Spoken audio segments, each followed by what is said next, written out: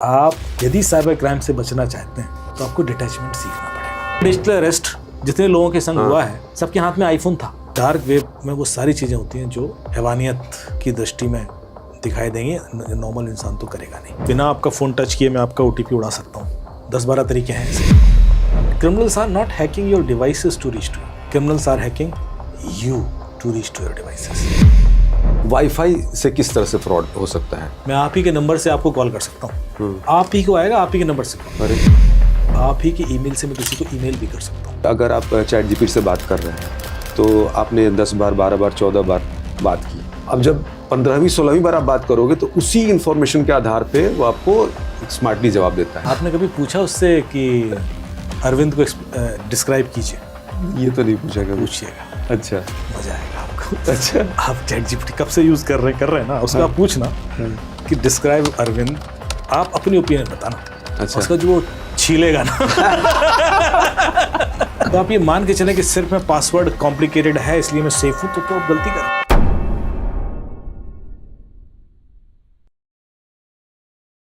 नमस्ते दोस्तों, मैं हूं अरविंद और द अरविंदम के इस प्लेटफॉर्म पर आज बात बढ़ते हुए साइबर क्राइम की। दोस्तों, आपने तलवार की धार पर चलना सुना ही होगा, हम सभी वैसे ही चल रहे हैं। जिस तरह से साइबर क्राइम लगातार बढ़ता जा रहा है, इसे रोकना जैसे नामुमकिन सा लग रहा है। देखिए, अगर आपके पास मोबाइल फ़ोन है, आप इंटरनेट का इस्तेमाल कर रहे हैं, सोशल मीडिया पर हैं या पैसे का लेन देन आप ऑनलाइन कर रहे हैं, तो आप इसकी जद में हैं। आपके साथ कभी भी कुछ भी हो सकता है। दो ही तरह के लोग बचे हुए हैं, एक वो जो इसको लेकर सजग हैं, जानकार हैं, और दूसरे वो जिनका अभी नंबर ही नहीं आया है। तो इस पहले वाले पहलू पर हम आज फोकस रखेंगे, यानी सजगता को लेकर किस किस तरह के साइबर क्राइम नए नए रूप में सामने आ रहा है, इस पर बात करेंगे, और बचने के क्या उपाय हैं इस पर भी बात करेंगे। और इसके लिए जो मेहमान हमारे स्टूडियो में हैं वो साइबर वर्ल्ड के एक बड़े नाम हैं। जिस तरह से वो अपना काम कर रहे हैं वो अद्भुत है। देखिए, पुलिस हो या देश की बड़ी एजेंसियाँ, वो भी इनसे सलाह लेती हैं जब कोई मामला फंसता है। इसके अलावा वो आम लोगों को भी साइबर क्राइम से बचने की सलाह देते हैं, सुझाते हैं। तो आज हम उनसे बात करेंगे। Cyber crime investigator Amit Dubey ji हमारे साथ हैं। लेकिन अगर आप इस चैनल पर नए हैं तो इस चैनल को लाइक सब्सक्राइब ज़रूर कर लें, क्योंकि इसी तरह के लोगों से, इसी तरह के विषयों को लेकर हम आपके पास आते रहते हैं जो आपकी ज़िंदगी में कुछ नया जोड़े, जिससे मिलने के बाद, जिसको देखने के बाद आपके मुँह से वाह ज़रूर निकले। तो आइए आज के शो की शुरुआत करते हैं। अमित सर, बहुत बहुत स्वागत है आपका। Thank you so much Arvind ji. Finally हम मिल लिए। बड़ी देर कर दी, मेहरबान आते। नहीं, और I really respect and appreciate your persistent behaviour. आप लगातार लगे रहे और मुझे मजबूरन सर, एक्चुअली क्या है ना कि जिस तरह की प्रॉब्लम्स आ रही हैं आज के टाइम में, तो उसका एक सॉलिड जवाब चाहिए, और वो मुझे हर बार जहाँ भी मैं आपको देखता था वो जवाब मिलता था, और मेरे मन में भी कुछ कुछ सवाल आते थे। वो अलग बात है कि इतना लंबा टाइम हुआ तो कहीं ना कहीं आपने उसका जवाब देते गए हैं आप। बट फिर भी जितनी तेज़ी से बढ़ रहा है ना ये वर्ल्ड साइबर क्राइम वाला, मुझे लग रहा है कि बहुत नई नई तरह की चीज़ें और नई नई तरह के क्राइम आ रहे होंगे। सवाल है, पूछूंगा मैं आपसे। बिल्कुल। लेकिन थोड़ा सा पहले अगर मैं चाहूँ कि आप बता दें कि साइबर क्राइम इन्वेस्टिगेटर, ये जर्नी यहाँ तक पहुँचने की कैसे ये रही? ये क्या मतलब कोई इस तरह कोई स्टडी होती है, उसके ज़रिए कोई पहुँचता है, या फिर पैशन के ज़रिए ये पोजीशन होल्ड करता है कोई? इंटरेस्टिंगली इस तरह की कोई स्टडी कभी होती नहीं थी। अच्छा। और मैं बाई चांस इस डोमेन में आ गया। तो मैं IIT खड़गपुर से पास आउट हूँ, 2002 में वहाँ था। मैंने कई बार शेयर किया कि वहाँ पर मैं बदनाम हो गया क्योंकि मैंने कुछ लड़कियों के पासवर्ड हैक किए थे। वहाँ पर इस समय याहू मैसेंजर बहुत पॉपुलर था, लोग चैट बहुत करते थे। होनहार बीरवान के होठ चिकने पास पहले ही लक्षण दिख गए थे। तो दोस्तों में शर्त लगी कि यार ये लड़कियाँ इतने घंटे चैट क्या करती हैं, तो मैंने कल बता दूंगा। और मैंने वहाँ पर याहू का सबसे पहले पेज क्लोन किया और उसको एज एन होम पेज हर एक ब्राउज़र में सेट कर दिया। सो जब आप एक्सप्लोरर लॉन्च करते थे तो लोकल ड्राइव से मेरी जो फाइल थी वो खुल जाती थी, और आपको लगता था कि सर्वर से याहू का पेज खुल रहा है। आप उसमें लॉगिन पासवर्ड डालते थे, वो सेव हो जाता था लोकल ड्राइव में, और लॉगिन भी हो जाता था। लेकिन इस तरह से मैंने 16 के करीब लॉगिन पासवर्ड इकट्ठे कर लिए और उनका प्रिंट आउट निकाला और नोटिस बोर्ड पर लगा दिया। अगले दिन मुझे अनुशासन कमेटी ने बुलाया कि भाई ये क्या है। मैंने समय तो टेस्ट कर रहा था कि लोग क्या वाकई गलती करेंगे। तो बोले फिर प्रिंट आउट लेके क्यों लगा दिया? हाँ। मैंने कहा सर एक एक करके बताता तो मारते लोग मुझे, तो मैंने चुपचाप लगा दिया कि तुम लोग गलती कर चुके हो। तो उस वजह से मुझे 6 महीने के लिए लैब से डिबार कर दिया गया। और जो उस समय डीन थे आर.वी. राजा कुमार, उन्होंने मुझसे कहा कि तुम मेरे साथ काम करो। तो हर प्रोफेसर की एक अपनी लैब होती थी और उन्होंने मुझे काफ़ी सारी चीज़ें सिखाई, हैकिंग की और अच्छा। जो सिस्टम सिक्योरिटीज़ को लेकर कंपोनेंट्स होते हैं, उनको समझ में आ गया था कि लड़का इसका इंटरेस्ट ही यहाँ है। अब ये बात वहाँ आई गई हो गई, मैं भी भूल गया, सैमसंग ज्वाइन कर ली, बाहर चला गया, बाहर रहा बहुत। 2008 में इंडिया में 26/11 का अटैक हो गया, तो NIA करके एक यूनिट बनी, नेशनल इन्वेस्टिगेशन एजेंसी। उसके जो पहले IG थे वो लोकनाथ बेहरा जी थे, तो वो उन्होंने IITs को लिखा, he was interested to engage experts. तो IIT खड़गपुर से मेरा नाम आया, तो मैं उनसे मिलने गया और उसके बाद ये जर्नी स्टार्ट हुई। तो जब मुझे अचानक पुलिस से फ़ोन आया तो उसने कहा कि साहब ऐसा ऐसा है, IG साहब आपसे मिलना चाहते हैं। तो मुझे लगा पता नहीं मैंने कौन सा कांड कर दिया, कहाँ फंस गए।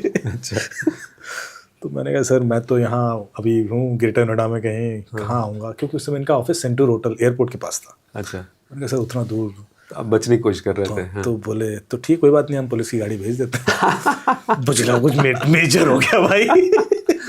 बोले नहीं मैं आ जाऊँगा ऐसे करके। तो ये ऑफिस में पुलिस आएगी, अच्छा नहीं लगेगा। मैं गया तो मैं पहले से प्रिपेयर था कि कुछ पंगा हो चुका है। तो मैंने उनको बोला कि साहब, उन्होंने मुझसे पूछना शुरू किया और क्या क्या करते हो, क्या कर लेते हो। मैंने सर कुछ नहीं सर। तो बोलते कुछ हैक वैक कर पाओगे? मैंने सर पॉसिबल ही नहीं है, ईमेल ये चीज़ सवाल ही नहीं था, मोबाइल फ़ोन जानते ही नहीं। तो लगा गधा है, गलती से नाम आ गया इसका, खूब डांटा मुझे भगा दिया। अच्छा। मैं बाहर आया तो मुझे प्रोफेसर साहब का फ़ोन आया, आर.वी. राजा कुमार का, यार तुम्हारा नाम दिया था, क्या कर दिया तुमने? अच्छा। मैंने सर आपने दिया था। मेरे कब मर गए। मैंने दोबारा फ़ोन किया सर को, मैंने सर मैं दोबारा मिलना चाहता हूँ, मेरे से कुछ गलती हो गई। एंड देन उनको लगा कि एक मौका दिया जा सकता है। तो ये सर ठीक है, कुछ काम दे रहा हूँ, करो। वहाँ से जर्नी स्टार्ट हुई और फिर मुझे ऐसा लगा कि शायद मैं सही समय पर सही जगह हूँ, क्योंकि पुलिस के अंदर टेक्नोक्रेट्स होते नहीं थे बहुत ज़्यादा, और जो सिस्टम इस तेज़ी से बदल रहा था उस समय 2009, 10, 11, 12 के बाद तो डार्क वेब आ गया, व्हाट्सएप आ गया, आईफोन आ गया, एंड्रॉयड भी तेज़ी से इम्प्रूव हुआ, तो चीज़ें एकदम से चेंज हो रही थी और क्रिमिनल्स के पास ऐसे टूल्स आ गए थे। तो मेरे ख्याल से I was at the right time at the right place और एक प्रोफेशन क्रिएट हो गया। नए नए टूल की बात तो जाहिर सी बात है कि ये एक नई ताकत देता है इस तरह के जो भी साइबर क्राइम करते हैं। AI अब है, ChatGPT का मैं एक एग्जांपल देके इसको मैं शुरू करूंगा। अभी मैं कल ही विकास दिव्यकीर्ति का एक वीडियो शॉर्ट देख रहा था, वो बता रहे थे कि कैसे US में एक महिला की जान ChatGPT ने बचा दी। वो प्रेग्नेंट थी 9 मंथ और वो ऐसे ही वो ChatGPT से बात कर रही थी, कुछ इन्फॉर्मेशन दे रही थी कि मेरे पेट में यहाँ दर्द है। उसने कुछ और इन्फॉर्मेशन मांगी ChatGPT ने और फाइनली उसने वार्निंग दी लिख के बोल के कि आप तुरंत जो है एम्बुलेंस को बुलाओ। उसने अवॉइड किया, फिर वार्निंग दी, एम्बुलेंस बुलाया और वो गई वहाँ पे और डॉक्टर ने फाइनली जो भी वहाँ पे ट्रीटमेंट हुआ ये बोला था, ये वर्ड कि अगर आपने आधे घंटे भी लेट किया होता तो आपकी जान जा सकती थी। तो ये इसकी इस तरह से इतनी ताकत हो गई है ChatGPT और AI की। तो इसका ये क्राइम में, साइबर क्राइम में किस तरह से इस्तेमाल हो रहा है और क्या आपके एक्सपीरियंस रहे हैं? मुश्किल आती होगी? नहीं, अभी लगातार मैंने एक ट्रेनिंग दी है कि how to solve crime through AI। अच्छा। Cyber crime investigation using artificial intelligence. तो चाहे वो CTTI हो, सेंट्रल डिटेक्टिव ट्रेनिंग इंस्टीट्यूट, चाहे भी दिल्ली पुलिस की ट्रेनिंग दी मैंने, आउटर दिल्ली, द्वारका और रोहिणी वगैरह की डिस्ट्रिक्ट की, तो वहाँ पर हमने AI टूल ही यूज़ किया। अच्छा। और इस हद तक चीज़ें सिंपल और इफेक्टिव हो जाएंगी। जो अभी आपने एग्जाम्पल दिया, जब ChatGPT स्टार्ट हुआ था उस समय अचानक एक न्यूज़ आई थी कि ChatGPT ने लॉ का एग्ज़ाम पास कर दिया US में। और उस समय मैं कुछ IAS ऑफिसर्स की ट्रेनिंग दे रहा था, तो मैंने उनको ऐसी ChatGPT बताया, थोड़ा सा हैंड्स ऑन। उसके बाद मैंने कहा देखिए इस तरह से इवॉल्व कर रहा है, इसने भी लॉ का एग्ज़ाम भी पास कर दिया, सो इट्स सो इंटेलिजेंट। काफ़ी साल पुरानी बात है। अगले दिन एक न्यूज़ आती है कि ChatGPT ने UPSC का एग्ज़ाम फेल हो गया, वो पास नहीं कर पाया। तो मुझे एक IAS ऑफिसर का मैसेज आता है, तुम्हारा ChatGPT UPSC फेल हो गया। तो मैंने जवाब दिया कि सर पहला अटेम्प्ट था। कहा आपने कौन सा पहले में निकाला था। अभी न्यूज़ आई है कि उसने यूपीएससी भी पास कर दिया। अभी न्यूज़ आई है कि उसने एमबीबीएस भी पास कर दिया है। जो आप एग्जाम्पल दे रहे हो, तो मुझे कुछ मेदांता के डॉक्टर्स मिले and they told me clearly, honestly, बोले कि कैसे ही केस था और हम लोग डायग्नोज नहीं कर पा रहे थे, तो हमने सारी रिपोर्ट्स उसको दी और जो इंफॉर्मेशन नॉर्मल सिम्टम्स थे वो बता दिए और उससे कहा कि तुम बताओ कि रूट कॉज क्या होगा, और उसने क्लियरली बता दिया। क्या बात है। तो बोले ये तो है सर, ये तो यूज़फुल है। तो ये ऑनेस्टली हमें अब एक्सेप्ट करना पड़ेगा और ये बढ़ेगा। देखिए, जब हम बात कर रहे थे आज से 3-4 साल पहले कि किस किस की जॉब जाएंगी, तो शायद डॉक्टर्स को लेकर उतना हम लोग कंसर्न नहीं थे कि चलो डॉक्टर तो चाहिए पड़ेगा, तब टच नहीं करेगा ठीक कैसे हो जाएगा। यहाँ तो खेल सर बदल गया है। यहाँ तो जिस चीज़ के हम कंसल्टेंट चार्जेस देते हैं उससे बेटर भी कोई दूसरा हेल्प कर पा रहा है। तो एग्जैक्टली सर, मैं कभी कभी मतलब किसी इंटेलिजेंट पर्सन से बात करना और वर्सेस चैट जीपीटी से बात करना, कई बार चैट जीपीटी ज़्यादा मुझे समझदार लगता है। हाँ, एलेबोरेट, डेफिनेटली उसका आईक्यू बेटर है। देखिए, एवरेज ह्यूमन आईक्यू से तो ऊपर जा चुका है चैट जीपीटी, क्योंकि उसकी नॉलेज की डाइवर्सिटी, उसकी एनालिसिस, हम शायद एक डोमेन में अच्छे हो सकते हैं, हर चीज़ में अच्छे तो नहीं हो सकते। वो हर चीज़ में जो उसका जो होलिस्टिक पर्सपेक्टिव आता है ना, मैंने अभी उससे डिस्कशन किया कि क्वांटम फिजिक्स और वेदास में जो जो चीज़ें कॉमन है निकाल के दो, और उसने जो निकाल के दिया मतलब अमेजिंग। एक एक पहले श्लोक उठाएगा, फिर क्वांटम फिजिक्स का कोट बताएगा, श्रोडिंगर ने क्या कहा था, फिर नील्स बोर ने क्या कहा था, फिर जो भी और साइंटिस्ट हैं, and then how it is so linked and accurate. ये चीज़ इतने इफेक्टिवली, आसानी से आप तब तक एनालाइज नहीं कर सकते जब तक आपने वेदास भी ना पढ़े हो और साइंस भी आपने क्वांटम फिजिक्स तक ना पढ़े हो, मतलब क्लासिकल फिजिक्स में सीधे सीधे क्वांटम। तो ये तो रेयर कॉम्बिनेशन होता है ना किसी साइंटिस्ट का। जो साइंस में पढ़ गया वो नॉर्मली रिलीजियस टेक्स्ट तो ऐसे देखता है कि अब तो ये हमारे काम की बात नहीं है, और जो रिलीजियस टेक्स्ट फॉलो कर रहे हैं वो शायद साइंस उतना डीपली कभी जाएंगे नहीं।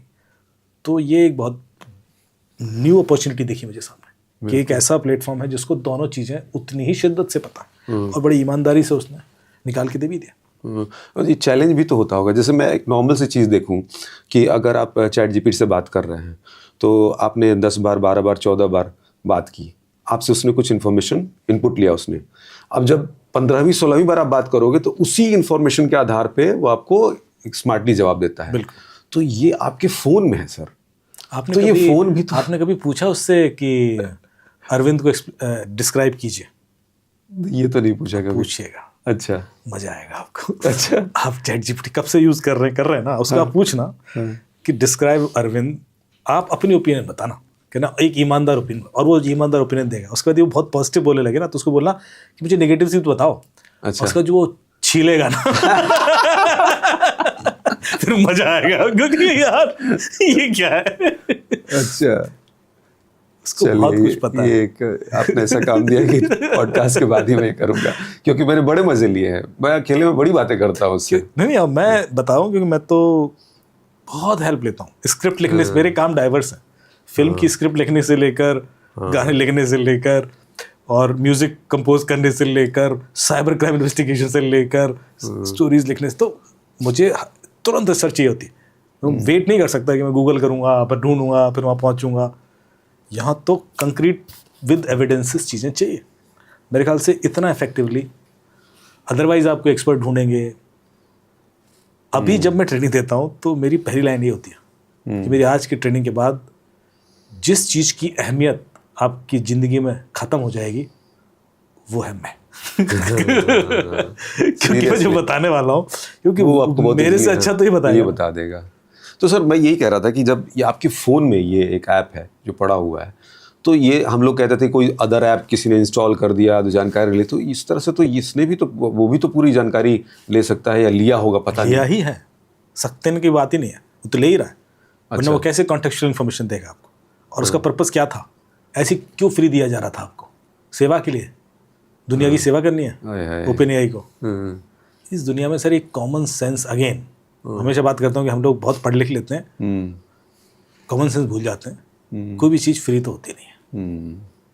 जब तक आपको समझ में ना आ जाए कि यार इस चीज़ का पर्पस ये है, तब तक उस चीज़ को यूज़ ना करें।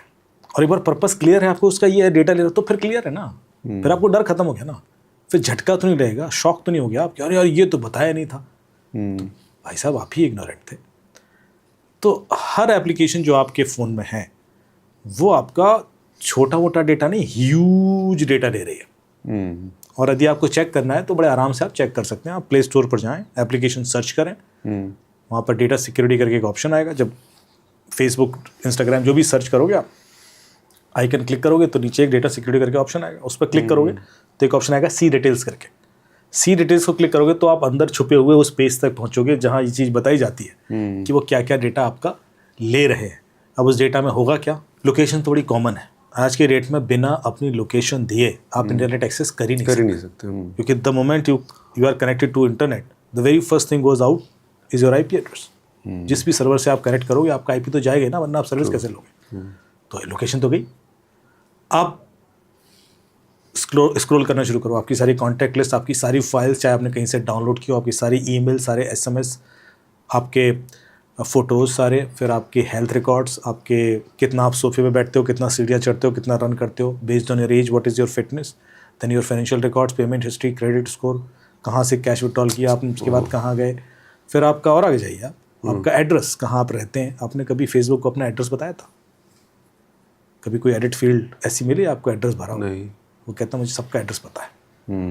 और ये चीज़ें भी नहीं बताई होंगी जो मैं ऊपर से बता रहा हूँ कि पेमेंट कब किसको किया आपने, या कैश विड्रॉल कब किया, या अपने हेल्थ रिकॉर्ड थे ना बताते हो, ये तो फ़ोन से जा रहे हैं।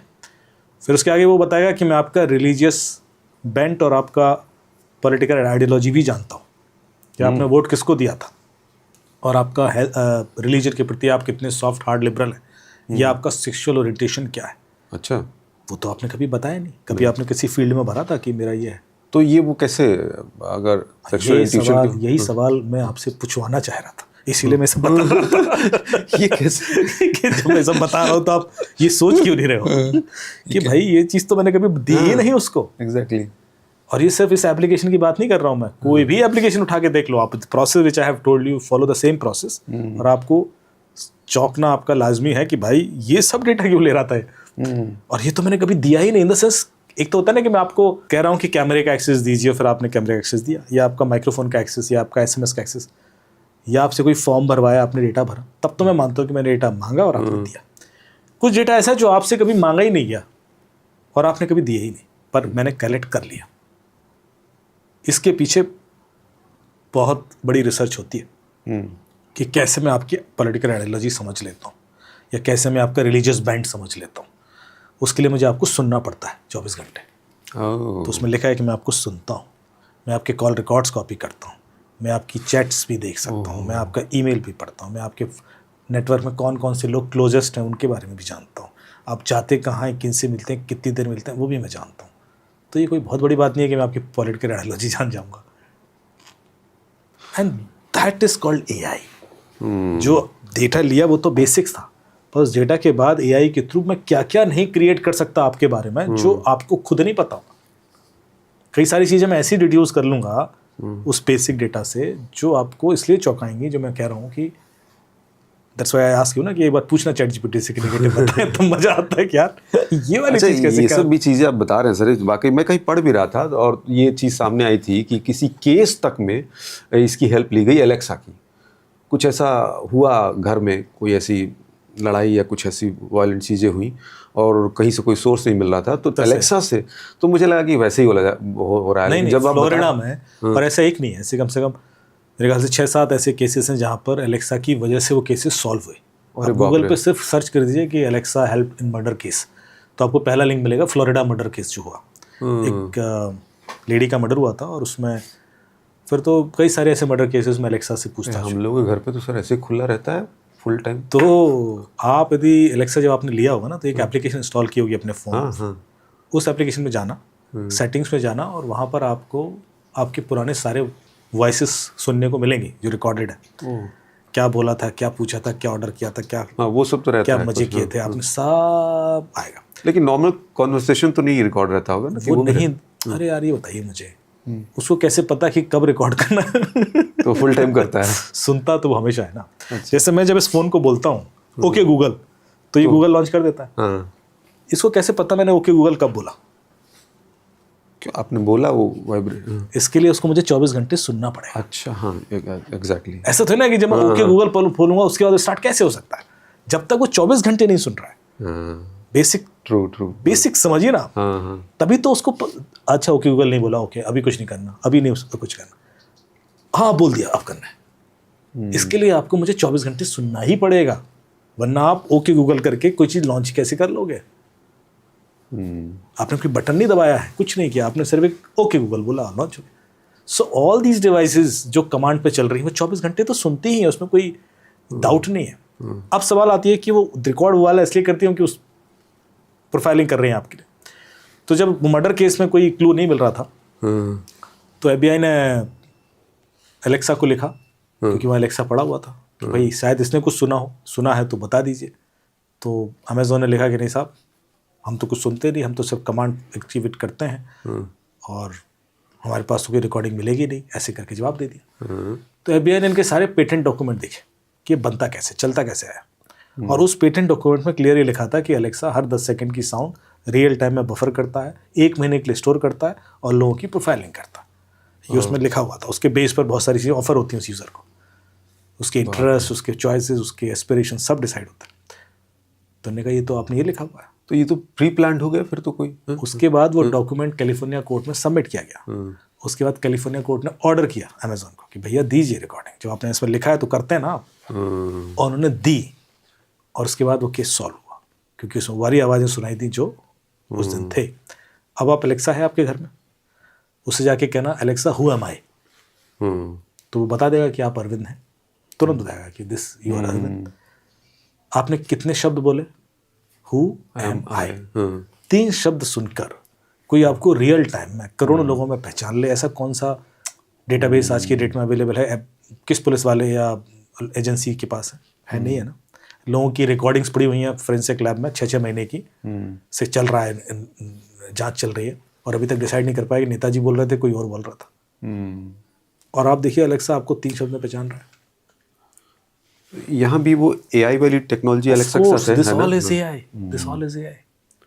तो एलेक्सा तो थोड़ा पहले से चल रहा है, वो कुछ बेसिक्स डेटा साइंस तो सब जगह यूज हो रही थी। AI ऐसा नहीं कि AI आज बन गया है, AI चर्चा में भी आया है, 60 साल से चल रहा है इसका रिसर्च। और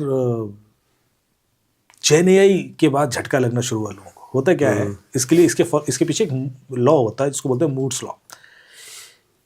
कोई भी टेक्नोलॉजी जब इवॉल्व करती है तो पहले लीनियरली करती है, तो उसमें जो चेंजेस आते हैं वो आपको ऑब्जर्व नहीं होते। एक लेवल पे जाके वो एक्सपोनेंशियल हो जाती है। जब एक्सपोनेंशियल हो जाते हैं तो अब झटका लगना शुरू होता है आपको कि हर दिन कुछ हो रहा होता है। So technology has evolved to that level that every month now you will be shocked with some new innovation research. And ये जेन AI के बाद होना शुरू हुआ, क्योंकि हमने यहाँ से वो कर्व टच कर लिया। साइबर क्राइम में सर न्यू इनोवेशन की एक बार ज़रा बताइए। बाकी तो जनरली तमाम चीज़ें मैं पूछूंगा ही जो लोगों से जुड़ी हुई है, जो जानना चाहते हैं। आपको चैलेंजिंग क्या लग रहा है अभी आज के टाइम में? बहुत आपका वास्ता पड़ता है, हर तरह के एजेंसीज के पास जाते हैं, गवर्नमेंट के लिए भी काम करते हैं। कहाँ लग रहा है कि ये लोग अब इस तरह से सामने आ रहे हैं जो एक चैलेंज क्रिएट कर रहे हैं? देखिए मेरे सामने 3 तरह के चैलेंजेस हैं। एक चैलेंज जैसे किसी स्टेट के अंदर लॉ एंड ऑर्डर सिचुएशन खराब हो रही है because of some misinformation and fake news. ये इतना ज़्यादा हो रहा है। जो मणिपुर में हालत है अभी आप देख ही रहे हैं, कभी भी केरला में कुछ हो जाता है because of fake information. Chennai में भी हुआ था। कश्मीर की हालत पता ही है आपको, ऑपरेशन सिंदूर के समय पे फेक इन्फॉर्मेशन भर भर के सर्कुलेट हुई। So this has become a tool.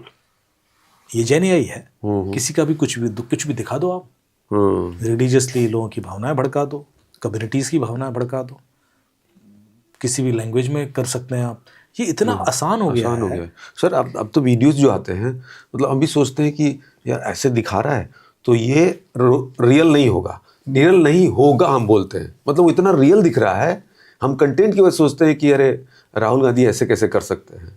तो बिल्कुल नहीं, पर ये होना चाहिए। ये हम ट्रांजिशन फेज से गुजर रहे हैं। मैं हमेशा बोलता हूँ कि हमें चीज़ें इस तरह की आदत डालनी पड़ेगी कि रियल नहीं होगा। एक्चुअली तो मैं और आगे स्पिरिचुअल होके बोलता हूँ कि रियल तो कुछ भी नहीं है एक्चुअली। अब उसको मैं बाद में कंटेंट के संग प्रूव करूँगा आपको।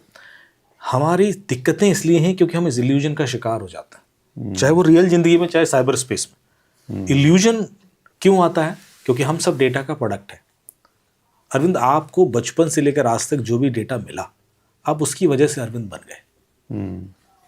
आपको कहीं और जन्म हो जाता, आपका स्पेन में, आपके जन्म होने के बाद कोई आपको स्पेन शिफ्ट कर देता, तो आज बहुत अच्छी स्पेनिश बोल रहे होते आप, और आप कुछ और खाना खाते, कुछ और कपड़े पहनते, और ज़िंदगी भर बोलते कि I am a proud Spanish गाय।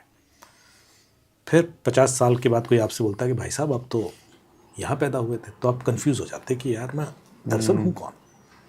तो हम सिर्फ वो डेटा जीते हैं ज़िंदगी भर, और उस डेटा को खुद को मानने लगते हैं। जो डेटा ने बना दिया ना, हमारी पहचान वो हो जाती है। हम कभी ये सोचते भी नहीं एक सेकंड के लिए कि हम दरअसल हैं कौन, मैं असली में कौन हूँ। ये तो हम पूरी ज़िंदगी निकल जाती है।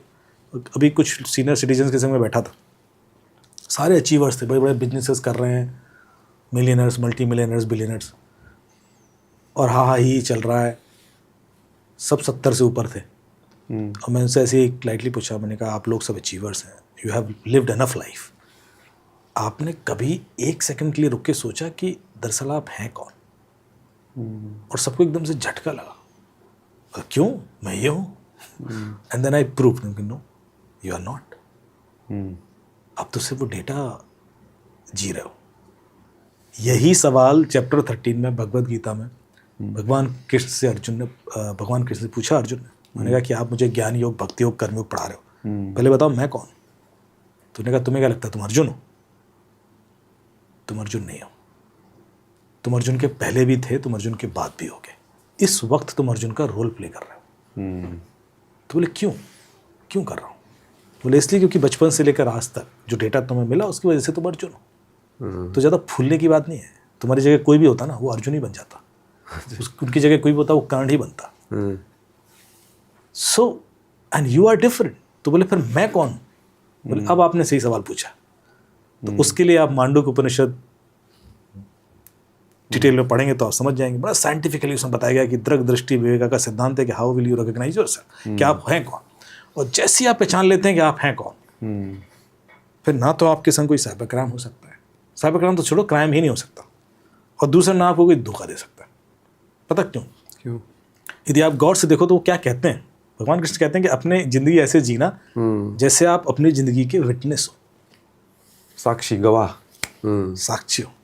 साक्षी का मतलब है कि आप नहीं जी रहे हो, आप तो देख रहे हो। अमित दुबे ऐसा कर रहा है, अच्छा मैं मजे लेता हूँ, ऐसा वाला। तो जब किसी के संग साइबर क्राइम होता है ना, लुट गया, उसके तुरंत बाद वो कॉल करता है, अरे सर गलती कर दिया सर, ट्रस्ट कर लिया उस पर। 10 सेकंड बाद, 15 सेकंड बाद, 30 सेकंड बाद उसको पता पड़ जाता है कि वो बेवकूफ़ी कर दिया, वो लिंक क्लिक कर दिया, QR कोड, OTP दे दी, जो भी कर दिया। तो जो चीज़ 30 सेकंड बाद उसको पता पड़ गई, वो 30 सेकंड पहले क्यों नहीं पता पड़ रही थी? सोचो, क्यों नहीं पता पड़ रहा था? पड़ जाती। 30 सेकंड बाद तो पता पड़ी है ना, क्योंकि 30 सेकंड बाद वो अपने आप को एज ए विटनेस देख रहा है। 30 सेकंड पहले वो डेटा जी रहा था, अब वो देख रहा है कि यार मैंने ऐसी कैसी गलती कर दी, बिकॉज अब वो अपने आप को बाहर से देख पा रहा है। मैं आपकी गलती देख सकता हूँ, आप मेरी गलती देख सकते हो, पर मैं अपनी गलती तब तक नहीं देख सकता जब तक मैं अपने आप को एज ए विटनेस नहीं देखूंगा। क्या बात है सर, मतलब इस टेक्नोलॉजी को आपने बड़े ही इस तरह से डिवोशनल तरीके से देखा। ये फैक्ट है, मैं इसलिए बता रहा हूँ कि आप इसको जब तक थोड़ा सा समझने की कोशिश कीजिए। और पूरी भगवद गीता का सार ही है कि अपनी जिंदगी साक्षी की तरह जियो। जैसे ही आप साक्षी की तरह जियोगे, कैसे कोई आपको बेवकूफ बनाएगा यार? क्योंकि आप देख रहे हो ना कि अमित कर क्या रहा है। आप मजे जरूर लोगे, आप भावनाओं का शिकार नहीं होगे, आप भावनाएं एंजॉय करोगे। भगवान ये कहते हैं कि ऐसा नहीं है कि तुम जाके ये दुनिया एक माया है, तो इसका मतलब ये नहीं कि साधु बन जाओ, धुनी रमाओ, ये नहीं बोला। उन्होंने कहा आप यहीं जियो। भगवान ने तुम्हें इतनी इंद्रियां दी है तो सब एंजॉय करने के लिए, सब कुछ करो, और किसी बाउंड्रीज में बंध के मत करना, क्योंकि कोई बाउंड्रीज ईश्वर ने नहीं दी है। यही बोला उन्होंने, सब कुछ करना, पर इस तरह से करना कि तुम अपने आप को करते हुए देख रहे हो, साक्षी की तरह। Don't get involve. जब तुम मैं के शिकार हो जाते हो कि मैं कर रहा हूं, फिर खेल ही दूसरा हो जाएगा। फिर आपको दुख भी होगा, फिर आप ईर्ष्या भी होगी, फिर लालच भी होगा, फिर सब, फिर काम, क्रोध, लोभ, मोह, भय, अहंकार में फंस जाओगे। पर जैसे ही आप विटनेस होगे तो इस चीज में नहीं फंसोगे, क्योंकि अहंकार किस चीज का, यार मैं तो देख रहा हूँ, you are enjoying life. But ये मास यही है, ज्यादातर लोग यही है, और इसी का वो फायदा उठा रहे हैं। क्योंकि बचपन से लेकर आज तक किसी ने बताया ही नहीं आपको ये चीज। मैंने खुद 6 साल पहले पढ़ी है भगवद गीता, तब मैं समझा, मैंने कहा यार ये तो साइंस है। और तो हम समझ नहीं रहे। फिर मैंने क्वांटम फिजिक्स पढ़ना शुरू किया, तो मैंने सर पकड़ लिया, मैंने कही तो चीज़ें एज इट इज़ लिखी थी पहले, जो मैंने फिर चैट जीपीटी से वेरीफाई भी की। उससे पूछना, आप भी पूछना, एंड यू विल रियलाइज कि यार चैट जीपीटी को तो आप मान सकते हो ना, यूएस वालों ने बनाया हुआ, इंडिया ने तो बनाया नहीं, जब वो बता रहा है। अभी कई सारे लोगों ने वो ग्रोक यूज कर करके कोड करना शुरू कर दिया था कि भाई ग्रोक बोल रहा है, अब मैं क्या करूँ, तो बोल रहा है कि फलाना नेता बेवकूफ है, तो भाई ऐसी चीज ऐसे में कह रहा हूँ, चैट जीपीटी से पूछ लो आप। थर्ड पार्टी है, विटनेस की तरह देख लेना उसको। मैं जो यहाँ बोलना चाह रहा था कि काम, क्रोध, लोभ, मोह, अहंकार, 5 चीजें हैं। जितने क्राइम हो रहे हैं, क्योंकि साइबर क्राइम को मैं कोई अलग वर्ल्ड का क्राइम मानते ही नहीं, मैं कहता हूँ इसी वही क्राइम है जो हो रहा था, हजारों सालों से हो रहा था। साइबर स्पेस से वो आसान हो गया है। धोखा देना क्या पहले नहीं होता था? साइबर क्राइम समेट दिया जाता, धोखा दिया जा रहा है। किससे? साइबर स्पेस की वजह से, बिकॉज यू ट्रस्ट, बिकॉज उस कॉलर पे ट्रस्ट कर रहे हो आप, या उस ईमेल पे ट्रस्ट कर रहे हो, या उस व्हाट्सएप मैसेज पे ट्रस्ट कर रहे हो। वरना कोई कैसे क्या कर लेगा, घर में बैठ गए आप, फोन बंद है, तो कैसे साइबर क्राइम हो जाएगा? लेकिन वो धोखा देने का एक टूल मिल गया उनको, क्योंकि you are trusting on a mechanism. वो ट्रस्ट बंद कर दो, जीरो ट्रस्ट हो गया तो होगा ही नहीं। इतनी सी बात है। वरना ट्रेन में भी वो सुंघा के लूट लेते थे क्योंकि आप ट्रस्ट कर लेते थे, खिला के लूट लेते थे क्योंकि आप ट्रस्ट कर लेते थे, रोड पे लूट लेते हो कि आप ट्रस्ट कर लेते थे, गाड़ी रोक दी, ट्रस्ट ही तो कारण था। सो काम, क्रोध, लोभ, मोह, अहंकार, 5 कमजोरियां हैं जिससे सारे वर्ल्ड के क्राइम होते हैं। इसमें कहीं भय है क्या? क्यों नहीं है? भय तो होता है, भय से भी क्राइम होते हैं। डिस्ट्रेस तो भय से ही होता था, तो भाई क्यों नहीं बोला भगवान ने? जब 5 चीजें बोली दी थी तो छठवां भी बोल देते कि भैया एक और भी है, सॉरी, ऐसा भी तो हो सकता था। काम, क्रोध, लोभ, मोह, अहंकार, 5 ही बोले। Lust, anger, greed, faction, attachment and ego. पता क्यों नहीं बोला? क्यों? क्योंकि इस श्लोक के तुरंत बाद एक और श्लोक आता है, उसमें कहा गया है कि सारे भय का कारण मोह है। दुनिया में जितने भी डर हैं ना आपके, उसका जो रूट कॉज है वो अटैचमेंट। मेरी पोजीशन, मेरा इन्फ्लुएंस, मेरा ज्ञान, जैसे आप उससे अटैच हो गए ना, आप डरने लगते। आपका बच्चा अटैच हो गया, आपकी नौकरी से अटैच हो गया, आपकी दौलत से अटैच हो गए, आपकी गाड़ी से अटैच हो गए। The moment you get attach to anything, सबसे पहले वो आपको डर देगा। तो सारे डर का कारण क्या है? मोह। सर आपने तो इस पॉडकास्ट को ही खत्म कर दिया। ऐसा अब तो मेरे सवाल ही रखे रह जाएंगे। नहीं आएंगे सवाल, पर सबसे पहले, क्योंकि जो चीज़ लास्ट में होनी ना वो पहले बता दो, फाउंडेशन बता दो भैया ये दुनिया क्या है। सबसे पहले ये आप समझ लीजिए कि आप यदि साइबर क्राइम से बचना चाहते हैं तो आपको डिटैचमेंट सीखना पड़ेगा। और वो अटैचमेंट होता क्यों है? आपने वीडियो देखा, रील आई और इमोशनल हुए और एक्शन ले लिया। राइट्स इसलिए तो हो रहा है। एक रील देखा, अच्छा बेचारा कितना दुखी है, पैसा दे देता हूँ, दे दिया, डोनेट कर दिया। यही तो आपके इमोशंस के संग खेल रहे हैं वो लोग। कभी कुछ इमोशन दिखाएंगे और उसमें कई सारी फेक चीजें हैं। आप समझ ही नहीं पा रहे हो कि कौन सा सच है कौन सा झूठ है। और चूंकि आप अटैच्ड हो, आप डिटैच होकर थोड़ा देखोगे विटनेस की तरह, तो आपको समझ आता है कि नहीं यार इसमें ये भी तो हो सकता है, वो भी तो हो सकता है। वो करने के लिए आपको पहले थोड़ा सा डिटैचमेंट लाना पड़ेगा। मैं यूं ही नहीं बोल रहा ये चीजें, ये सब जुड़ी हुई हैं, इतना गुथी हुई हैं। क्योंकि हम पढ़ते नहीं, हम तुरंत विलग होने की कोशिश करते हैं, हम कभी सीख ही नहीं पाते। And I'm forcibly pushing these things in a simpler way कि बहुत सच वही है, सोल्यूशन वही है। मैं आपके फ़ोन में कोई ऐसा एप्लीकेशन नहीं इंस्टॉल करवा सकता जिससे आपके संग साइबर क्राइम ना हो। लोग कहते हैं सर कुछ कर दीजिए सर, मैं सारी सेटिंग कर देता हूँ तब भी हो जाएगा। अच्छा। अरे डिजिटल अरेस्ट जितने लोगों के संग हुआ है, सबके हाथ में आईफोन था। डिजिटल अरेस्ट किसी ऐसे व्यक्ति के संग नहीं हुआ जो गरीब हो। किसी का 60 लाख गया, किसी का 1 करोड़ गया, किसी का 3 करोड़ गया, किसी का 7 करोड़ गया। देख लो आप उठा के गूगल। अच्छा, मैं यही पढ़ रहा था तो मैंने सोचा भी कि आपसे मैं पूछूंगा कि क्या ये लोग जो टारगेट करते हैं, जो क्रिमिनल इस तरह के होते हैं, उसमें क्या गांव वाले लोग, वृद्ध लोग, कम पढ़े लिखे लोग, उनको ज़्यादा फोकस करते हैं? ऐसा नहीं है, वो सिर्फ अमीरों को फोकस करते हैं। पहला टारगेट होता है कि जिसके पास जितना पैसा है उसको टारगेट किया जाए, और जितना अपने आप को बुद्धिमान समझता है। 2 तरीके के साइबर, देखिए अभी तो मुझे स्टार्टिंग में 3 चीज़ें बोली थी, हम पहले पे ही हम बहुत ज़्यादा फैल गए। जो दूसरे तरह के चैलेंजेस मेरे पास आते हैं, एक तो मैंने बोला था फेक इन्फॉर्मेशन में, दूसरे तरह के चैलेंज आते हैं कि वो है जो जामताड़ा स्टाइल क्राइम है, या मेवा तलवा नू भरतपुर, मथुरा का कुछ बेल्ट है, फिर बहुत सारे ऐसे 35-40 हॉटस्पॉट बन गए इंडिया में, जो हमें पता है कि यहाँ से क्राइम हो रहा है, ओरिजिनेट यहीं से हो रहा है। आप कहोगे कि जब पता है तो जाके पकड़ क्यों नहीं लेते? हाँ, तो जाके हम पकड़ लेते हैं, उठा लेते हैं, पर हम प्रूव कैसे करें कि इसी बंदे ने क्राइम किया? अच्छा, नहीं होता। ये वो जानते हैं अच्छी तरह से। हम नहीं, आपको आप खुद ही बताता हूँ कैसे प्रूव करोगे। जब कोई बंदा साइबर क्राइम कर रहा है, उसको कम से कम 3 चीज़ें चाहिए। एक सिम कार्ड चाहिए, जो उसके नाम पे नहीं होना चाहिए। ठीक। एक बैंक अकाउंट चाहिए, जो उसके नाम पे नहीं होना चाहिए। एक फ़ोन चाहिए, जो उसने कभी पहले यूज़ नहीं किया है, वरना पकड़ा जाएगा ना। पुराने यूजर्स तो मैं देख ही लूँगा। सिम कार्ड उसको अब सप्लाई होता है, किसी और व्यक्ति के नाम पर सिम कार्ड लेके उसको दिया जाता है। बैंक अकाउंट किसी और व्यक्ति का होता है, म्यूल अकाउंट जिसको हम बोलते हैं। अब म्यूल अकाउंट क्रिएट करने के कई सारे तरीके हैं। अच्छा। कई बार लोग खुद ही अपना अकाउंट दे देते हैं कि भैया 10% रख लेना, 90% दे देना, तो लालच में अपना अकाउंट दे दिया, फंस गए। तीसरा है फ़ोन, वो चोरी का उठाते हैं। तो जब ना उसका फ़ोन है, ना बैंक अकाउंट है, ना सिम है, उसने पैसे लिए, उस अकाउंट में ट्रांसफ़र किया और निकाल दिए, चाइना भेज दिया, क्रिप्टो करेंसी ले ली, अमेजोन गिफ्ट कार्ड ले लिए, एप्पल कार्ड ले लिए, कुछ गेमिंग करेंसी ले ली, लेके बाहर भेज दिया। अब आपने गेमिंग करेंसी ले लिया, रोबक्स, और बाहर भेज दिए। अब कैसे ढूंढोगे क्रिमिनल को? गेमिंग करेंसी किस अकाउंट से ले गई? जिसके अकाउंट से ले गई वो बंदा तो उड़ीसा का किसान है, वो कह रहा है यार मेरे नाम से अकाउंट चल रहा था, मुझे पता ही नहीं था। अब आपको पता है कि यार ये कांड का IP एड्रेस तो मेवात से आ रहा है, तो उठा लेते हैं मेवात में जाके। उठा लिया आपने, कोर्ट में कैसे प्रूव करोगे कि इसी ने किया है? उसके नाम पे तो कुछ भी नहीं है। ये ग्राउंड रियलिटी है। तो मतलब वो अच्छी तरह से जानते हैं, इसीलिए इस तरह से वो बेफिक्र रहते हैं। कई बार मैंने सुना कि वो इससे ज़्यादा करते हैं। अभी तो मैंने वो चीज़ें बताई नहीं जो वो लोग कर रहे हैं।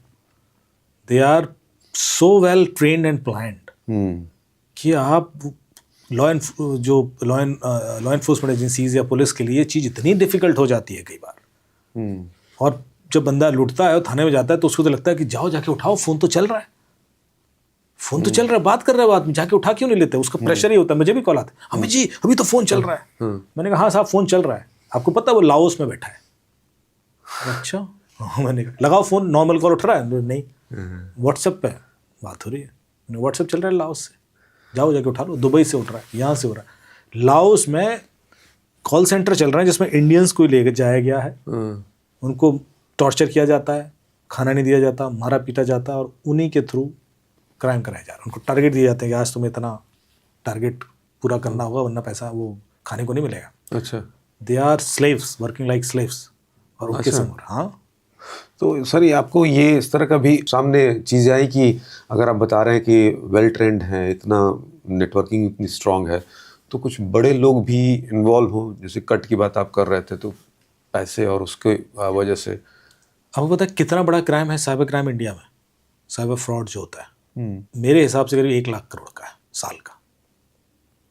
जब कोई 1 लाख करोड़ की इंडस्ट्री खड़ी हो जाती है तो फिर हर तरह की फैसिलिटी मिलना शुरू हो जाती है, हर तरह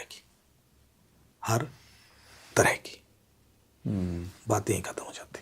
तो अब कोई बड़ा छोटा उसमें नहीं होता। जहाँ पैसा आ जाता है ना, जब डार्क वेब की हम बात करते हैं, कहते जब डार्क वेब इतना ख़राब है, गलत है, इलीगल है, तो बंद क्यों नहीं कर देते? क्योंकि ये $1 ट्रिलियन इकॉनमी है, कैसे बंद कर दोगे? डार्क वेब थोड़ा सा एक बार दर्शकों के लिए बता दें। जितना हम लोग जानते हैं कि डार्क वेब ऐसी जगह है जहाँ उनकी कोई अपनी आइडेंटिटी नहीं है, उनको ट्रस्ट नहीं कह सकता, और वहाँ सारे इलीगल काम होते हैं, यही है? मैंने तो सुना है कि वहाँ पे मतलब किसी का मर्डर करना तो वो भी सुपारी भी ली जाती है। ये तो बहुत छोटी चीज़ है, छोटी चीज़ है। ये तो आप पहले लेवल पे मिल जाएगा आपको, ऐसे कॉन्टैक्ट किलर वेबसाइट्स भर के। अच्छा, तो जो इतना इंटरनेट आपने आज तक एक्सेस किया है वो एक्चुअल इंटरनेट का 3% है। 97% इंटरनेट आज तक आपने देखा ही नहीं। अच्छा, उसमें 90% डीप वेब है और 7% डार्क वेब है। अब 7% जो वो डार्क वेब है जिसके बारे में हम बात कर रहे हैं, उसमें घुसने के लिए आपको कुछ स्पेशल टूल्स चाहिए होते हैं। उसमें वेबसाइट ऐसी नहीं होती .com, .in, .org ऐसी नहीं होती। उसमें वेबसाइट होती है .onion, ONIO। और उसके जो डोमेन नेम होते हैं वो भी ऐसे नहीं होते कि आप याद रख सकें। 16 कैरेक्टर से 56 कैरेक्टर तक के रैंडम नंबर होते हैं डोमेन नेम। .onion मतलब जैसे प्याज के छिलके होते हैं वैसे उसकी लेयर होती है। ACDB 3 4 5 6 EZZBZ .onion ऐसे करके होगा एक डोमेन। अब उसको याद ही नहीं रख सकते आप। प्याज के छिलके क्यों बोला जाता है इसको? क्योंकि जो कम्युनिकेशन का प्रोटोकॉल है वो टॉर प्रोटोकॉल है। वो इस तरीके से होता है जैसे नॉर्मल TCP/IP कम्युनिकेशन आप करोगे जो नॉर्मल इंटरनेट में होता है, तो उसमें पहले कनेक्शन बनेगा या शॉर्टेस्ट पाथ फर्स्ट के थ्रू रूटिंग होगी। इसमें ऐसा नहीं होता। इसमें peer to peer data transfer होगा, दैट टू इनक्रिप्टेड, और सोर्स से डेस्टिनेशन के बीच में इतनी लेयर्स क्रिएट हो जाएंगी प्याज के छिलकों की तरह कि ना डेस्टिनेशन को पता होगा कि सोर्स कौन है, ना सोर्स को पता होगा कि डेस्टिनेशन कौन है। So it is design in such a way कि इसमें जब आप एक्सेस करते हो तो आप छुप जाते हो, एनोनिमस हो जाते हो, किसी को नहीं पता होता कि ये कौन व्यक्ति है। तो उसमें जब भी कोई ऐसी पावर किसी इंसान को दे जाए कि वो छुप जाए तो उसके अंदर का हैवान बाहर आ जाता है। तो डार्क वेब में वो सारी चीज़ें होती हैं जो हैवानियत की दृष्टि में दिखाई देंगी, नॉर्मल इंसान तो करेगा नहीं। और ये सारी चीज़ें ना एक इंटरेस्टिंग तरीके से स्टार्ट हुई। 2008 का साल याद है आपको? उसमें 5 बड़ी बड़ी चीज़ें हुई। एक, उसी के आसपास डार्क वेब स्टार्ट हुआ। डार्क वेब पहले हो गया था 93 के आसपास, लेकिन ओपन हो गया पब्लिकली 2008 के आसपास। अच्छा। Community based. और उसी दौरान बिटकॉइन आया, उसी दौरान आईफोन लॉन्च हुआ, और उसी दौरान व्हाट्सएप आया, उसी दौरान 26/11 का अटैक हो गया इंडिया में, और उसी दौरान मुझे जो आपने बताया घुसना पड़ा। मैं बता रहा हूँ ये सारी चीज़ें यूं ही नहीं थी, ये कनेक्टेड है। यदि आपको मैं एक डार्क वेब जैसा कोई क्रिएट कर दूं एरिया जहां आप छुप कर कुछ भी कर पाएँ, कॉन्टेक्ट किलर हायर कर लें, ड्रग्स खरीद लें, गन्स खरीद लें, हैकर्स अरेंज कर लें, डेटा चुरा लें, लोगों को किडनैप करा लें, कुछ भी करें, ऐसे बहुत सारी चीज़ें हैं, कॉन्स्पिरेसी कर लें, वहाँ पैसे वैसे कैसे लेन देन होता है? तो फिर आप पैसा कैसे देंगे? हाँ। आपने काम तो दे दिया। हाँ। तो उसके लिए आपको एक ऐसी करेंसी चाहिए थी जो छुप के पेमेंट हो जाए, इसलिए बिटकॉइन आया। Bitcoin. So bitcoin is designed in such a way कि आप जब बिटकॉइन में पेमेंट करते हैं तो आपकी आइडेंटिटी छुपी होती है। अच्छा। पता ही नहीं पड़ता, इसलिए दोनों लिंक्ड हैं, जो मैं ऐसे नहीं बोल रहा। डार्क वेब स्टार्ट होना और उसी समय बिटकॉइन आना ये कोइंसिडेंस नहीं है। तो इसका मतलब है कि जो लोग डार्क वेब स्टार्ट किए हैं और जो लोग बिटकॉइन स्टार्ट किए हैं वो आपस में मिले हुए हैं। जितना दिख रहा है सच उतना और ये आपको पता ही नहीं है। और सुनिए, और जो लोग आईफोन स्टार्ट किए हैं, आईफोन आपको कैसे दिया गया? मोस्ट सिक्योर है, गवर्नमेंट भी नहीं क्रैक कर सकती, और पासवर्ड तो कोई क्रैक ही नहीं करेगा। इसीलिए जब आईफोन चोरी हो जाता है तो बाजार में बिकता नहीं है, क्योंकि वो अनलॉक तो होगा नहीं हुआ। उसके पार्ट्स बिकते हैं। उसका भी तरीका है, क्योंकि आपके फ़ोन का स्क्रीन टूट गया, अब आप गए गफ्फार मार्केट में ठीक कराने। हाँ। आप आईफोन के सर्विस सेंटर पर जाओगे तो आपसे वो 25,000 30,000 रुपये ले लेगा, और उधर जाओगे 10,000 में कर देगा। आईफोन के सर्विस सेंटर में आपको फ़ोन छोड़ना पड़ेगा, 1 हफ्ते बाद देगा वो और ये 5 मिनट में करके दे देगा। क्या क्या खेल हो रहा है, बाप रे बाप। तो ये सारे जो आईफोन चोरी होते हैं इनके पार्ट्स बिकते हैं, क्योंकि क्रैक नहीं हो रहा। अब ये चीज़ क्रिमिनल को चाहिए, मुझे एक ऐसा फ़ोन चाहिए जिसमें मैं कुछ भी पाप करूं, कभी पकड़ा गया तो कुछ होना नहीं चाहिए। और फिर उसको एक कम्युनिकेशन चैनल चाहिए था जो एंड टू एंड एन्क्रिप्टेड हो, जिसको कोई सुन ना सके, क्योंकि कभी बात ही करनी पड़ी जिसको काम दिया तो कैसे करूँगा।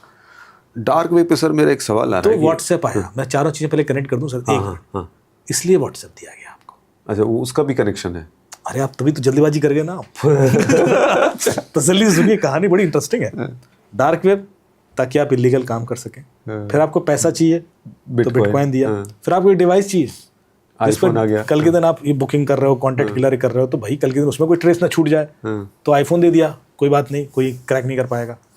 फिर आपको बात ही करनी है किसी से तो व्हाट्सएप चाहिए ना, एंड टू एनक्रिप्टेड है, गवर्नमेंट भी नहीं सुन सकती, और ये नहीं हो सकता और वो नहीं हो सकता, ऐसे ही दिया गया आपको। और ये चारों यही समय आए। यदि चारों, अब तो व्हाट्सएप जैसे 1000 एप्लीकेशंस होंगे, पर उस समय व्हाट्सएप ही था, पहला था जो इस तरह का सिक्योरिटी के नाम पर घुसा कि भाई सिक्योर कम्युनिकेशन है और ऐसा है और वैसा है। ये चारों चीज़ें यूं ही नहीं हो रही थी। अब इससे बड़ी बात बोल रहा हूँ मैं, इससे भी बड़ी जो आप नहीं नोटिस कर रहे हो। यदि ये चारों चीज़ें यूं ही नहीं हो रही थी तो फिर ये जो 4 चीज़ें चारों देश विश्व के अलग अलग कोनों में हो रही थी, ये 4 अलग अलग लोग हो ही नहीं सकते। ओह, जो आपका नजर नहीं जा रही है, इसके पीछे एक ही खोपड़ी होगी। ये चीज समझने की है। जब कोई कहता है कि सिग्नल सेफ है कि नहीं है और टेलीग्राम सेफ है कि नहीं है और ये सेफ, आप बेसिक सीखिए ना। सिग्नल जब व्हाट्सएप पे सवाल खड़े हुए तो आप सिग्नल पे मूव कर गए। कभी आपने सोचा सिग्नल किसने बनाया है? गूगल कीजिए, सिग्नल का फाउंडर वही है जिसने व्हाट्सएप बनाया था, ब्रायन एक्टन, सेम आदमी। तो फिर थोड़ा तो रिसर्च करनी चाहिए थी। ये कहानी एक्चुअली यदि हम समझ गए जो बेसिक्स हैं तो हमारे इतने सारे सवालों के जवाब मिल जाएंगे अपने आप। I don't need to say that. अब आप सवाल पूछिए। नहीं, वो मैं डार्क वेब को लेके ये पूछ रहा था कि डार्क वेब पे अगर कोई लेन देन होता है तो वो मतलब कैसे इतना, जैसे मैंने ही अगर कुछ काम कराया, कुछ किया और मैं गायब हो गया, मैंने फिर पेमेंट नहीं किया या कुछ ऐसा किया, फिर बताता हूँ। आपने कॉन्टेंट क्लियर हायर किया मान लीजिए, हाँ, तो आपसे एडवांस में पेमेंट नहीं लिया जाता है, उसमें एस्क्रो अकाउंट होता है। अच्छा, एस्क्रो अकाउंट में पैसा जाएगा और उसका जब काम हो जाएगा तो वहाँ से रिलीज होगा। फिर ये फैसिलिटी भी है कि आपको एस्क्रो अकाउंट में भी पैसा नहीं डालने, मत डालिए, आप काम दे दीजिए, काम हो जाएगा। अच्छा, पैसे तो हम ले ही लेंगे आपसे। ले लेंगे मतलब? जो व्यक्ति आपकी एक फोटो देने पर किसी को मार सकता है वो आपसे 5 लाख रुपए नहीं ले सकता। ये तो मैं भी सोचूंगा। आप इतने स्मार्ट हो जाओगे, पैसे नहीं दोगे। जो व्यक्ति आपके कहने पे किसी का डिवाइस हैक कर रहा है उसका पैसा मार जाओगे आप। आप सोचो, काम ऐसा है ना ये दुनिया। आपको पता है कि जो हवाला जितना बिजनेस है ना सब ट्रस्ट पे चलता है। आपने कैश दे दिया उसको, उसने कहा साहब रोमानिया पहुंचा देना, रोमानिया पहुंच जाएगा। आज तक कभी ऐसा हुआ कि नहीं पहुंचाओ? ऐसा नहीं होता। काम यही हो तो गई। खेल है। वही मैं कह रहा हूँ कि जितना सच जितना बाहर से दिख रहा है उतना ही नहीं है उसके अंदर। कई सारी कंट्रीज की इकोनॉमी उस पर सर्वाइव कर रही है। ऐसा नहीं है कि कुछ 4 लोग गैंग बना के कर रहे हैं। हमें क्या लगता है कि ना हम हर चीज को एक इंडिविजुअलिस्टिक पर्सपेक्टिव से देख लेते हैं। एक बंदा है वो कर रहा है, एक जब हम ग्लोबल पर्सपेक्टिव में कोई चीज़ देखते हैं ना कि यूक्रेन और रशिया का युद्ध क्यों हो रहा है या इजराइल और ईरान का युद्ध क्यों हो रहा है। आपको पता है जब ईरान इराक का युद्ध हुआ था तो यूएस किसका साइड था? इराक की तरफ। इराक की तरफ। और उसके बाद इराक को ही ख़त्म कर दिया उसने। पहले 9 साल उसने इराक को सपोर्ट किया, सब दिया, मिसाइल्स भी दी, सारे सपोर्ट किया। फिर कहता है कि नहीं नहीं तुम्हारे यहाँ तो केमिकल वेपन है। यही तो आरोप लगाया था। अभी जब ईरान इराक युद्ध हो रहा था तो ईरान को किसने हथियार दिए थे? इजराइल ने। और ये इजराइल ने। और बताओ अभी क्या हो रहा है? और किसके हथियार थे? यूएस के। यूएस के थे। आप देखिए पूरे कॉन्स्पिरेसी थ्योरी आती है जिसमें वो लीक हो गया था पूरा मामला कि यूएस के हथियार इजराइल के थ्रू बेचे जा रहे थे ईरान को। और ईरान इराक युद्ध चल रहा है 9 साल कुवैत के लिए। अब क्या कहानी हो गई है? अब वही अब इजराइल ईरान युद्ध कर रहे हैं। हाँ, इजराइल ईरान युद्ध कर रहे हैं। और लोगों को पता नहीं क्या क्या थ्योरम्स निकाल के आ गए कि साहब ये तो ये वॉर वो वार रिलीजियस वार, कुछ नहीं है, कुछ नहीं। ये पीछे के लोगों का खेल है। यूक्रेन का भी वैसे ही चला और इसमें लोगों की जान जा रही है, इसमें लोग तमाशा बने हुए हैं, लेकिन फर्क नहीं पड़ता क्योंकि बेसिक्स थोड़ा सा रिसर्च करके देंगे तो आपको समझ आएगा कि हिस्ट्री तो कुछ और ही है। रशिया आज इसके लिए लड़ता है, कल उसी के अगेंस्ट हो जाता है। यूएस आज इसके लिए लड़ता है, कल उसी के अगेंस्ट हो जाता है। आज पाकिस्तान बहुत स्मार्ट समझ रहा है अपने आप को। जो हिस्ट्री कह रही है उस हिसाब से पाकिस्तान को यदि किसी से खतरा है तो सिर्फ यूएस से, वही खत्म कर देगा इसको। ये जो हम बातें कर रहे हैं तो मतलब सारे जो ये चीज़ें दिखती हैं छोटी छोटी दिखती हैं, उसके बिल्कुल मूल में आप उसके रूट कॉज की बात कर रहे हैं। 3 साल पहले एक ऐप लॉन्च हुई एनम ऐप करके, और उसको डार्क वेब, एनम आप गूगल करना, ANOM, उसको डार्क वेब पे प्रमोट किया गया कि ये दुनिया की सबसे सिक्योर चैट कम्युनिकेशन ऐप है। अच्छा। मिलिट्री गेट सिक्योरिटी, कोई गवर्नमेंट इसको, क्योंकि व्हाट्सएप पे सवाल खड़े हुए थे तब तक, तो पेगासस का हल्ला हो गया था। एनम ऐप सब ने यूज़ करनी शुरू कर दी, सारे क्रिमिनल एनम पे आ गए। डार्क वेब पे एनम प्रमोट हो रही है। पिछले साल FBI ने 8 कंट्रीज में रेड डाली एक साथ और करीब $16 बिलियन का असेट कॉन्फिस्केट किया। Drugs, gold, crypto currencies, luxury cars, हर तरह के एसेट्स जितने हैं। क्यों? क्योंकि एनम ऐप FBI ने बनाई थी। उनको डार्क वेब पे एक बंदा मिला, उसको कूटा उन्होंने, उसका गेम को थोड़ा बड़ा बनाते हैं। एक ऐप है, इसको प्रमोट करो, तुम्हारी क्रेडिबिलिटी है, तुम तो ऑलरेडी ड्रग व्रग बेचते हो, इसको प्रमोट करो, और इसको हर फोन में होना चाहिए। उसको प्रमोट किया गया 1 साल। जब वो हर जगह पहुंच गई तो फिर अगले साल उसको पूरा मॉनिटर किया गया और फिर धप्पा कर दिया। कैसे ट्रस्ट करोगे आप? और फिर आप कहते हो कि सिग्नल सेफ है कि टेलीग्राम सेफ है कि आप किस ऐप को किस बेस पर सेफ बोलने वाले?